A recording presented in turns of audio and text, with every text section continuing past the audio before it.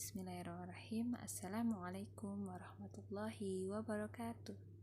Apa kabar anak-anak yang sholih dan sholihah kelas 1, kelas 2, kelas 3 SDIT Insan Tama Lampung? Alhamdulillah, pada BSI kali ini Ustazah Indah akan menyampaikan BSI yang berjudul Beribadah dengan Khusyuk. Sholih sholihah, tentu kita tahu bahwa ibadah sholat 5 waktu merupakan kewajiban atau hukumnya wajib ya bagi setiap muslim. Jadi harus dilaksanakan bagi umat Islam. Tingkatannya atau tingginya kedudukan sholat ini bagi kaum muslimin itu diibaratkan bahwa sholat adalah tiang dari agama Islam. As-sholatu imadduddin. Sholat adalah tiang agama. Kalau tiangnya aja rubuh, gimana agamanya?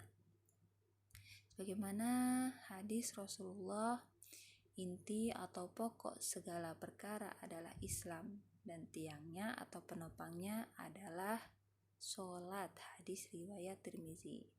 Jadi diperumpamakan seperti kita membangun membangun bangunan atau di sini membangun tenda ya. Tenda ini tidak akan berdiri tegak kalau tidak ada tiangnya, tidak ada penopangnya. Jika tiangnya rubuh, maka tendanya juga akan rubuh. Begitu juga dengan sholat.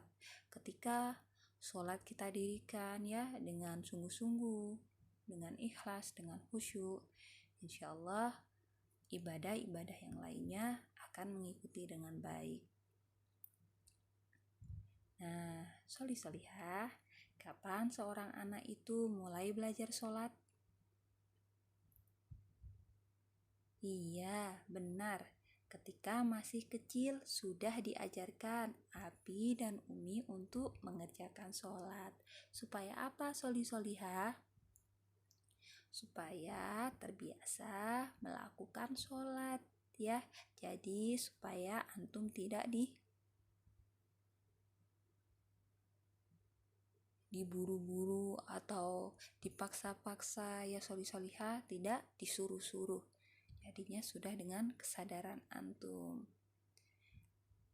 Sebagaimana dalam hadis Rasulullah, perintahkanlah anak-anak kalian untuk mengerjakan sholat saat mereka telah genap 7 tahun, dan pukullah mereka jika meninggalkan sholat saat mereka telah genap 10 tahun, serta pisahkanlah tempat tidur mereka. Hadis riwayat Abu Daud.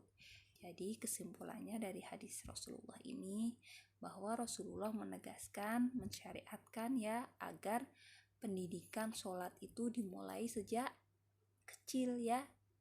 Jadi Umi Abi antum mengajarkan antum dari kecil supaya antum menjadi anak yang sholih-sholihah, kemudian antum terbiasa dan menjadi ladang pahala untuk Umi dan Abi antum.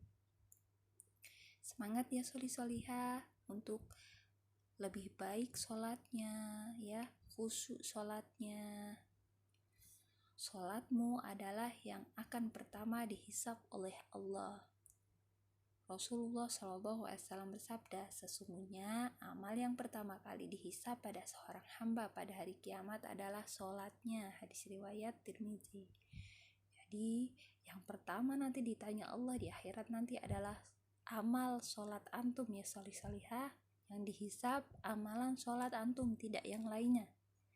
Yang ditanyakan adalah sholatnya. Maka dari sekarang kita harus perbaiki sholat kita ya, sholat dengan ikhlas, dengan sungguh-sungguh, semata-mata mengharap keridhaan Allah, dengan khusyuk ya, berserah hanya mengingat Allah. Nah, bagaimana agar sholat kita bisa khusyuk? Nah, Ustazah mau bercerita tentang sahabat Rasulullah yang Masya Allah luar biasanya, sungguh-sungguh khusyuk dalam menjalankan sholatnya. Diriwayatkan dari Sayyidina Ali bin Abi Thalib radhiyallahu anhu, dalam suatu peperangan Ali terpanah pada salah satu anggota tubuhnya. Para sahabat mengatakan bahwa untuk mencabut panah tersebut dari tubuh beliau, maka sebagian tubuhnya harus dilukai atau dipotong. Jika tidak dilakukan, maka panah itu tidak bisa diambil. Maka Amirul Mukminin Ali bin Abi Thalib lalu berkata kepada para sahabatnya, bila ingin mengambil panah dari tubuhnya, maka lakukanlah ketika sedang mengerjakan sholat. Kemudian para sahabat pun mengeluarkan panah yang ada pada tubuh Ali bin Abi Thalib. Sungguh Masya Allah, Ali bin Abi Thalib tidak ada ekspresi kesakitan atau gelisah ketika sholat ya solihah. Jadi menjalankan sholatnya dengan sungguh-sungguh. Hatinya hanya terpaut kepada Allah Subhanahu wa Ta'ala.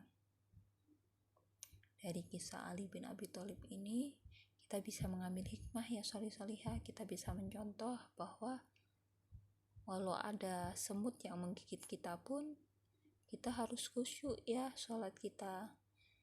Menjaga kekhusyukan sholat kita fokus hanya mengingat kepada Allah semata. Perhatikan gambar ini. Ingat ketika sholat itu ada syaitan yang bernama Khanzab sedang menggoda kita ya. Ketika kita tergoda, maka kita akan berhayal atau mengingat hal-hal yang tidak penting. Contohnya, oh iya, dalam sholat ana lupa belum kasih makan ikan misalkan. Memang tidak mudah ya solihah mengerjakan sholat dengan khusyuk, apalagi kalau kita tergoda dengan bisikan syaitan.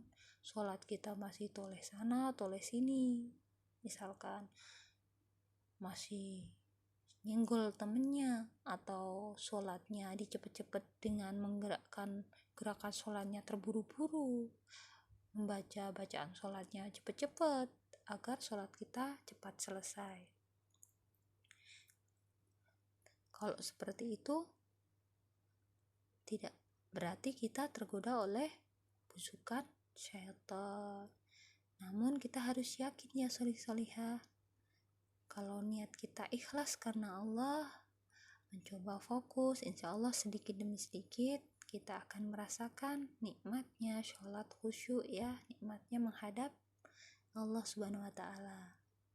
Sebagaimana dijelaskan dalam surat Al-Baqarah, Bismillahirrahmanirrahim. Wasta'inu bis-sabri was-salati wa innaha lakabiratun illa 'alal khashi'ina. Artinya, jadikanlah sabar dan sholat sebagai penolongmu, dan sesungguhnya yang demikian itu sungguh berat kecuali bagi orang-orang yang khusyuk ya. Jadi memang berat solihah sholat khusyuk itu, tapi kita harus yakin kita bisa ya solihah. Ketika syaitan menggoda, kita harus fokus, ingat Allah. 5 cara khusyuk dalam sholat. Yang pertama, sempurnakan wudhu. Ya, kita sebelum berwudhu, niat kita benar, wudhu kita benar, tidak asal-asalan ya solihah. Kemudian yang kedua, menjawab seruan azan. Kita menjawab seruan azan ketika azan berkumandang, karena seruan itu berarti Allah memanggil kita. Kita sudah fokus di situ ya solihah. Kemudian yang ketiga, mengerjakan sholat dengan benar, caranya benar, tata caranya benar, niatnya benar, dan ingat Allah Maha melihat, Al-Basir ya, baik yang terlihat ataupun tidak terlihat. Kemudian Allah As-Sami, Maha mendengar, baik yang tersembunyi ya, antum mau berbicara dalam hati ketika sholat, antum mengingat sesuatu, Allah Maha mendengar. Kemudian yang keempat, mulut membaca, hati mengingat. Jadi kita membaca bacaan sholat dengan benar, kemudian hati kita hanya terpaut mengingat Allah. Insya Allah kita akan selalu dibimbing oleh Allah. Yang kelima, memakai pakaian bersih dan rapih. Kita meyakini ya, kita seolah-olah kita akan mengerjakan sholat yang terakhir kali ya solihah. Jadi mengingat mati, seakan-akan kita hari terakhir mengerjakan sholat. Jadi memakai pakaian yang bersih, rapi agar nyaman. Kemudian ketika Allah ambil nyawa kita dalam keadaan bersih dan suci. Ingatlah selalu Allah Maha melihat, Allah Maha mendengar, Allah Maha mengetahui. Sertakan Allah selalu semangat ya solihah mengerjakan sholat dengan khusyuk. Ingat, dengan sholat khusyuk insya Allah hidup kita akan bahagia, akan tercermin dalam akhlak kita, ucapan kita, perilaku kita. Kita merasa tentram, nyaman, ya solih-solihah, dan jauh dari gelisah, sedih, dan was-was. Ustazah akhiri, wassalamualaikum warahmatullahi wabarakatuh.